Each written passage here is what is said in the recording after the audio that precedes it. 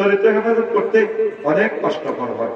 সমর্থ থাকার সত্ত্বেও বাবা মা বিয়ে দেয় না, আপনি তাদের ব্যাপারে কিছু বলেন, আল্লাহ আপনাকে নেখায়াত দান করুন। I love you. এটা বলে সম্পত্তি কারে খাওয়াই?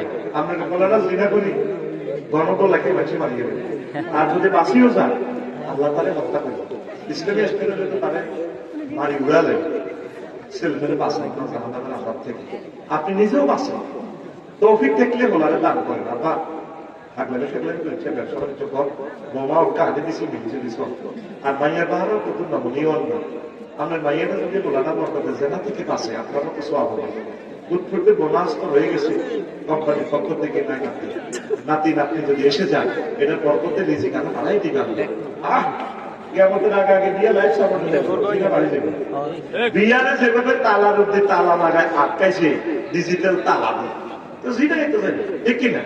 বিয়ে দিতে গেলে মায়ের বাড়া কমলা কি করবে? কমলা ফেসবুক চালায়, শুভ দিঘা কমলা কি